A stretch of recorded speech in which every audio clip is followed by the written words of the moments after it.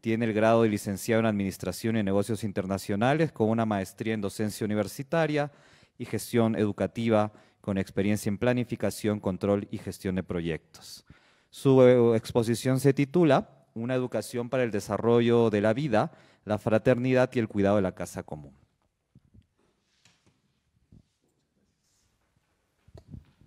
Muchas gracias. Buenas tardes, antes que nada. Efectivamente, lo que vengo a compartirles acá en referencia a este sueño cultural del Papa tiene que ver mucho con la educación, con mi experiencia. Yo comencé muy joven, a los 17 años, trabajando en el mundo de la educación durante 7 años, luego pasé al mundo de la empresa privada y en los últimos 4 años hasta el inicio del 2022 también estuve dedicado al mundo de la educación superior. Este último año, 2022, y este año que estamos, estoy dedicado a la tarea de Cáritas del Perú, pero la tarea de la educación siempre ha sido para mí un tema muy importante. Por eso, una educación para el desarrollo de la vida, la fraternidad y el cuidado de la casa común es un tema global, parece una frase cliché, pero encierra mucha profundidad desde el pensamiento del Papa y creo yo desde el pensamiento también de la Iglesia. Decía un antiguo fundador de una comunidad religiosa, nuestras ideas son la reflexión de una experiencia vivida, ¿no? La Iglesia reflexiona sobre la vida de Cristo, la Iglesia reflexiona sobre esa experiencia y entonces nace todo el desarrollo. Lo mismo nos pasa a nosotros, ¿no? Y en ese camino hay que adaptarse a las necesidades y perspectivas de interés de las personas. Es todo un proceso, ¿ya? Un proceso que genera un crecimiento y el crecimiento tiene que ser orgánico. Y cuando el crecimiento es orgánico, no tiene, como hoy el mundo, digamos, esa necesidad de tener resultados inmediatos, sino la vida crece lenta, ¿no? Precisa tiempo, como una planta, como algo. Incluso hoy día hasta las plantas, los frutos, se acelera, digamos, pero eso genera una serie de problemas. Entonces, esto hay que tener en cuenta en el mundo de la educación. El proceso es lento, precisa tiempo y exigencia. Es de adentro hacia afuera. Es decir, si yo quiero generar un cambio en la educación, tengo que estar convencido interiormente de eso para que pueda empezar ese proceso de cambio. Es parte de una totalidad orgánica, germinal y se orienta hacia un todo, ¿no? Es decir, partimos de lo particular hacia lo general. Y el crecimiento orgánico, a su vez, es rítmico, es decir, no es algo fijo, sino es algo en constante movimiento, porque nuestra vida es permanente movimiento, la historia de la humanidad es permanente cambio. Nuestra vida, cuando éramos niños teníamos ciertas crisis, cuando somos adolescentes hay otras crisis que generan, y así, en la vida de matrimonio nos pasa de todo, pero son crisis que nos ayudan. Hay un sacerdote amigo que decía, crisis igual crecer, ¿no? Y eso pasa, si el niño se enferma, ¿qué pasa? Uno lo mira cuando se sana, creció un poquito más porque la ropa ya no le queda, ¿no? Entonces, ese es un desarrollo en nuestra vida tan natural, digamos. Ahora, desde la perspectiva que propongo, hay 5 ejes fundamentales que tienen que ver con este mundo educativo. Y es 5 tipos de culturas que están todas ellas entrelazadas entre sí. En primer lugar, la cultura de los vínculos. Como hoy en día en un mundo, estamos en un cambio de época, decía el padre, en un mundo tan despersonalizado, nosotros podemos generar una cultura sana de los vínculos. Me puedo relacionar con el tú de una manera sana, de una manera natural. Me puedo relacionar con las cosas. Hay gente que se obsesiona por una Coca-Cola, hay gente que se obsesiona por comprarse una ropa de marca, ¿no? Hay una relación no sana con las cosas. Incluso. Entonces, esa cultura de los vínculos, de vincularse con el otro y también con la naturaleza, tiene que ser una cultura sana, tiene que ser un eje fundamental de esa perspectiva. Una cultura de alianza. La historia de la humanidad y de la relación entre Dios y el hombre es una historia de alianza.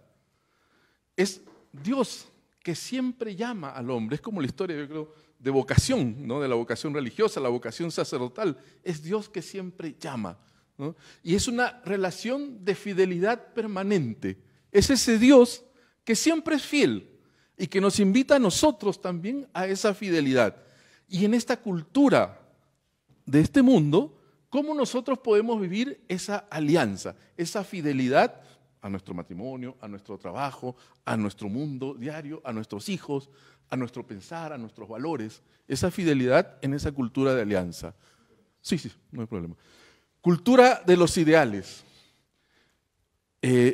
Escuchaba a la doctora, decía antes del almuerzo, decía, nuestros jóvenes carecen de ideales, carecen de anhelos, carecen de metas, de propósitos.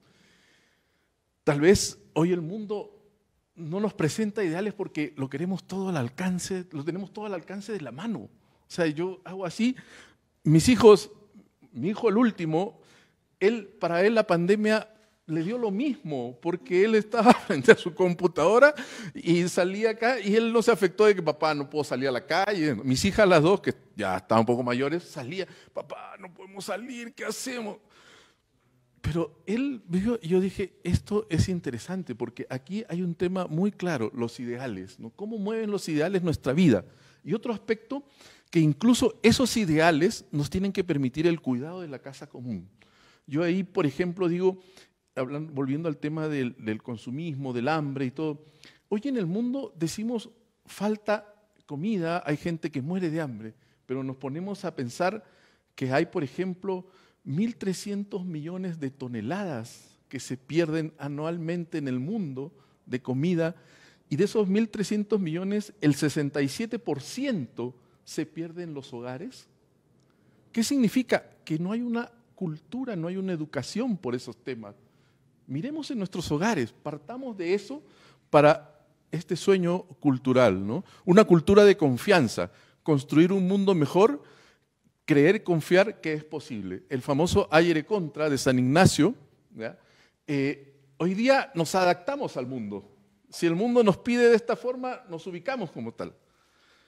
Pero como decían, la iglesia no está en el medio para estar, no está en el medio para no tener, digamos, una opinión clara. No, al contrario, la iglesia tiene que tener una opinión clara, y esa opinión clara tiene que ser a veces un ir en contra de los valores que hoy, digamos, generan una deformación de la sociedad. Y el último eje es una cultura en movimiento. Nuestra vida es una vida en permanente movimiento, en permanente cambio. Somos hombres y mujeres de nuestro tiempo. No somos del tiempo anterior. El padre aludía a 5 cambios de época. El cambio de la revolución industrial tuvo otra tónica, tuvo otra mentalidad. Hoy hay otra mentalidad. Incluso si nosotros vemos en el documental Amén, Francisco Responde, vemos un cambio cultural muy grande, que hasta el mismo Papa se detiene y se pone a escucharlos y a pensar, y a veces uno dice con toda la sinceridad del caso que le cuesta dar una respuesta a esas inquietudes de los jóvenes, ¿ya? Pero sin embargo los escucha. Entonces esa pregunta de la cultura de movimiento hoy, ¿cómo la estamos desafiando nosotros? Y finalmente mi última, esto es un proceso educativo y pedagógico, mi última diapositiva. Yo creo que la iglesia y nosotros hemos desaprovechado una gran oportunidad. María es el caso preclaro que tiene la iglesia de una respuesta a todas estas inquietudes. María fue una mujer, una gran educadora, puede ser una gran educadora de nuestro tiempo, y fue una mujer que es la perfecta relación armónica entre lo divino y lo humano, entre la actividad de Dios y la nuestra. María, no como un aspecto devocional, ojo, no hablo aquí de una devoción a María de rezarle un rosario, no tengo nada en contra de eso, al contrario creo que es beneficioso, pero creo que la iglesia ha perdido esa riqueza de poner a María como un camino pedagógico, como un camino educativo. María, una mujer de su tiempo que venció el tema de los vínculos, esa relación sana con Dios, con las cosas, con su prima Isabel, apenas se enteró que fue a buscarla. María, la mujer de los ideales, ella anhelaba al libertador, ¿no? Y llegó Jesús. María, la mujer también de la alianza permanente con Dios. María, la mujer que creyó a pesar de verlo en la cruz. Y María, la mujer que está presente en todos los cambios y los tiempos de la iglesia, y al final fue la que estaba en medio de los apóstoles con la llegada del Espíritu Santo y la renovación, ¿no? Entonces creo que esa respuesta, ese proceso educativo, nosotros tenemos como iglesia una gran riqueza, y esa riqueza tenemos que sacarle el jugo, y es una experiencia de vida, ¿no? Gracias.